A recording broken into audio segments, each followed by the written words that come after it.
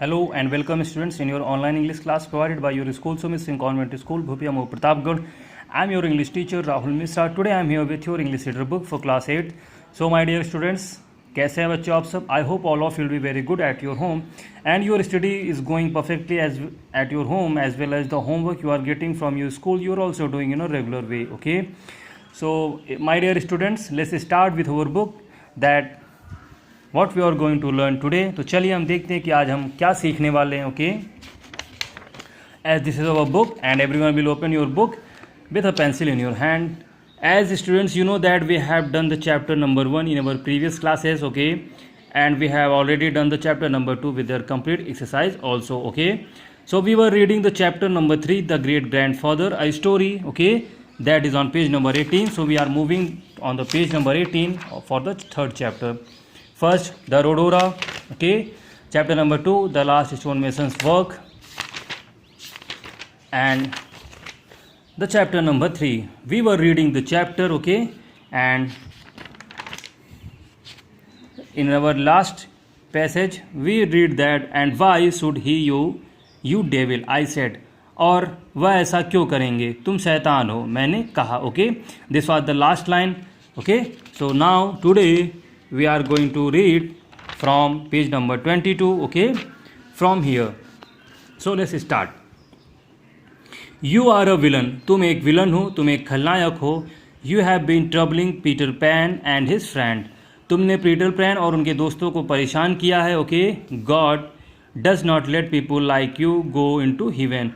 भगवान तुम जैसे लोगों को स्वर्ग में नहीं जाने देते हैं. Okay, so you think that I am the villain.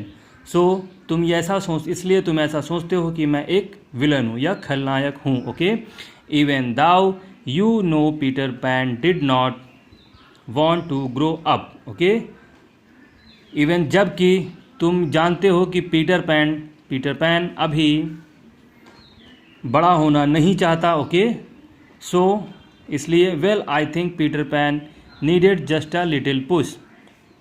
Well, हाँ ठीक है, मैं सोचता हूँ कि पीटर पैन को अभी थोड़े सहारे की ज़रूरत है. पुश का मतलब होगा बच्चों सहारा. Okay, to see things more clearly, उसे चीज़ों को स्पष्टता से देखने के लिए थोड़े सहारे की ज़रूरत है. Okay, Peter pan was a good intelligent boy. Okay, Peter pan एक अच्छा समझदार लड़का था. But he was wasting all his precious years, लेकिन वह अपने सारे कीमती समय बर्बाद कर रहा था.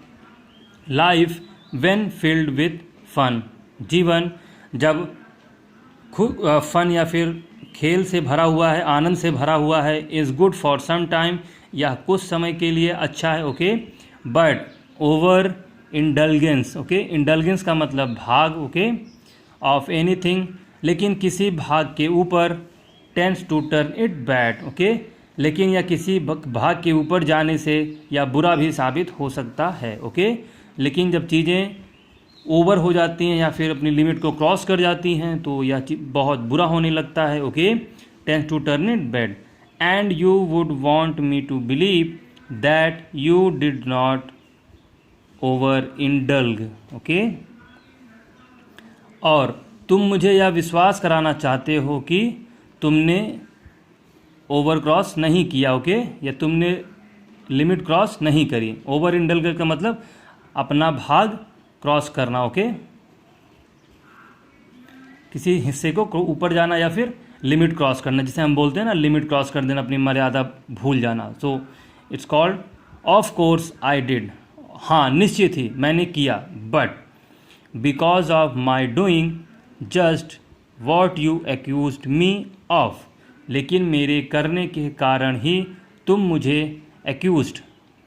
मुझे दोषी मान रहे हो. आई लॉस्ट माई हैंड, मैंने अपना हाथ खोया. I did not have a family, मेरे पास परिवार नहीं है. आई हैड माई मेट्स, मेरे मेट्स का मतलब होगा साथी. मेरे पास केवल आई हैड माई मेट्स, मेरे पास मेरे साथी थे. But they were only with me, लेकिन वह मेरे साथ केवल थे.